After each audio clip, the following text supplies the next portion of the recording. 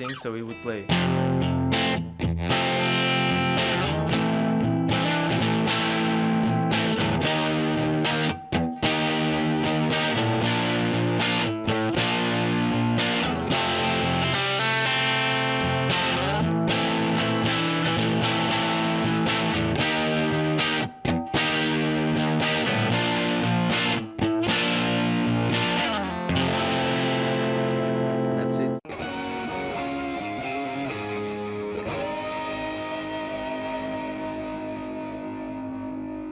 Olá pessoal, meu nome é Bernardo.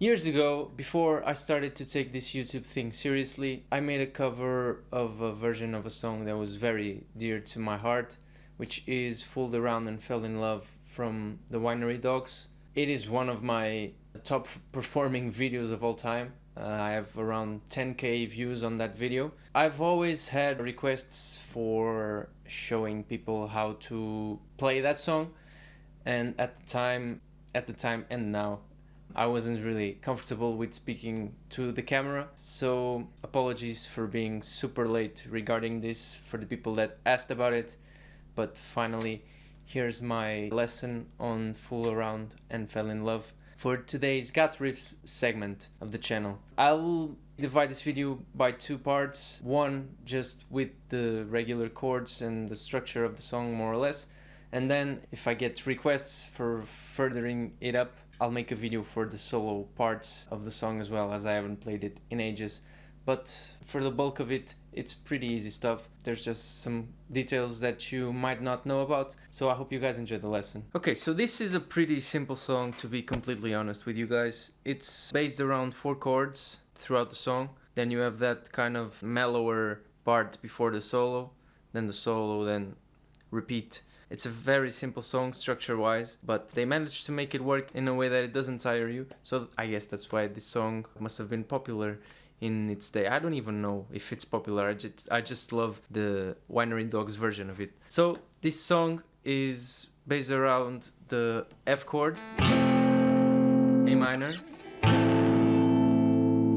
D sharp, and A sharp. And the way that it's played has a bit of intricacies, so to speak, in the way that's completely fingerstyle. I think that Richie Kotzen nowadays uses a pick. He's back to it, and now he's between fingerstyle and playing with a pick. But back when they released this song in the live video in Japan, he was playing exclusively with his fingers, and must have been tough for him at the time. I know he was used to it, but when I was recording my cover, by playing so much with the fingers and the thumb and whatnot, it was too much. My fingers were really feeling the pain of playing on these steel strings all the time, but that's the way that he played it. So the intricacies that I was talking about is that Richie plays exclusively in a Hendrix style, so to speak. So you know, you have the regular chords, for example the F and the A minor that I spoke about in a previous video. And this is the way to play them with a bar, so that's the regular way to play them.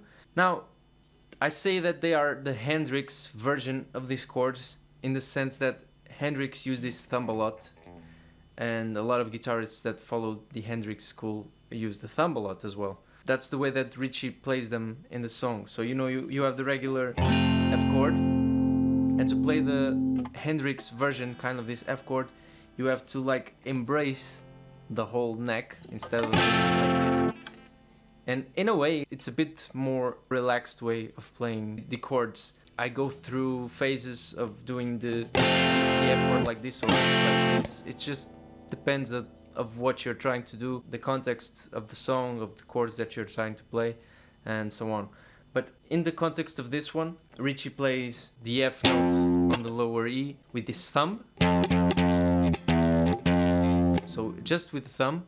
If you are new to this type of playing chords, probably will be a bit tough to do it, but just bear with it, and in a short amount of time you'll be able to. And then he does the rest of the chord with the other fingers, except this high F, he doesn't play it at all. He either plays it open or just mutes it. It's up to choice, really. So this chord would be the thumb on the first fret of the E string, the low E, then the third fret of the D and A, the second fret of the B, and the first of the G. It's an F chord, just voiced and played differently, as you can hear. Then the same applies for the A minor. The regular way of playing A minor is like this, with a bar, and he plays it exactly the same way, just in the sense that he uses the thumb for the low A, and then he does the rest of the chord with the remaining fingers. And he also does like a little flourish, like this, which you would find a bit more difficult to do if you were playing the regular A minor, the regular way of playing the A minor chord. So the A minor, it's exactly the same way as you probably know it already. It's just with this different way of playing. So this would be the regular, and this is the way that he plays it. Kind of a bit focusing on the muting of the higher strings. Then the D sharp, it's just a regular D sharp. In the context of this song, Richie plays it like this. I'm not sure with which finger he bars the remaining of the chord, except for the D sharp, but that's really not important. If you do it like this, you can also do that kind of stuff. He doesn't do it, so I assume he plays it like this, since it's the most easier way to play it. And then the A sharp, which is exactly the same as the F chord, just moved ahead to the A sharp key. So let me play it through for you just once.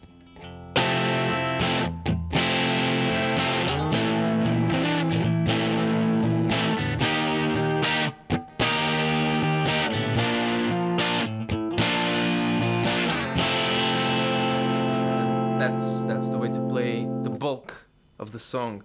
Then you have a little flourish in the beginning, which is cute. Which is this thing, so he would play.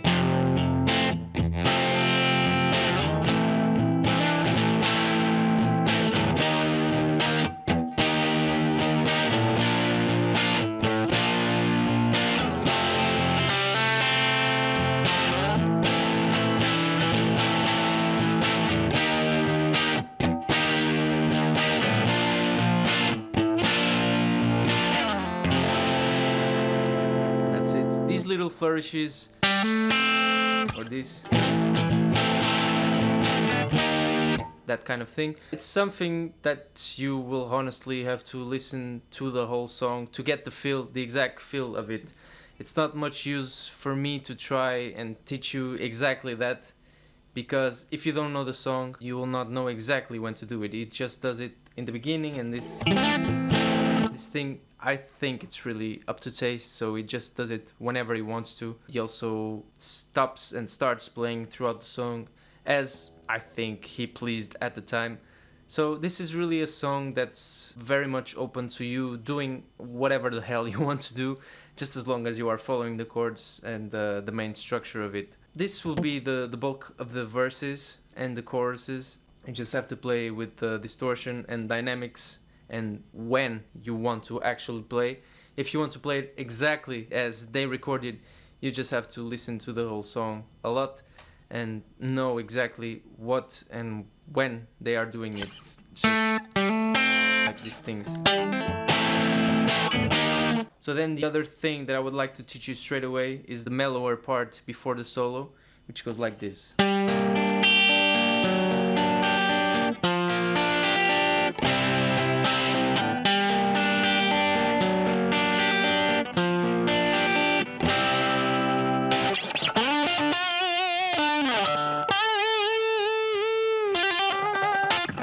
Okay, so this part is very easy. You just play the 5th fret of the D and then the 3rd fret of the E, B and G.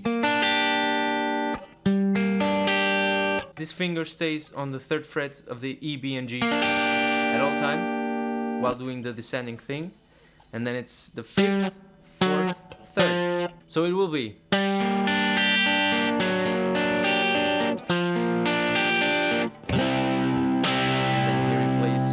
just a regular C major chord, and then you repeat.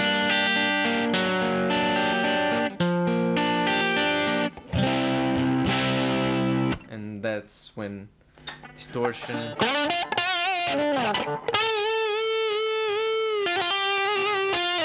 really kicks in to do the solo. It's a nice solo, it's very difficult. I didn't pay it justice when I covered it because I'm not used to playing the way that Richie played at the time. But if you guys want me to teach you that, I will relearn that thing and I will make sure to teach you. So if you do want that, please drop me a comment below. So yeah, that's basically the gist of it. It's a very simple song for you guys to learn, but it just has those details that I made sure to tell you guys about. If there are any other songs at all that you want to know how to play as well, drop me down comments. That's all I want from you guys, interaction, so that I can make content for you. If you also want to learn how to play the guitar one-on-one, I'm doing lessons. Drop me a comment or a DM on Instagram as well, and we will be able to make that work. So that is all for today. I hope you guys have a fantastic weekend. Please be sure to subscribe to the channel, follow me over on Instagram, all that good and fancy stuff, and click the bell button so that it rings when a new video is out. Be sure to take care, and I'll see you guys on the next video. Bye bye.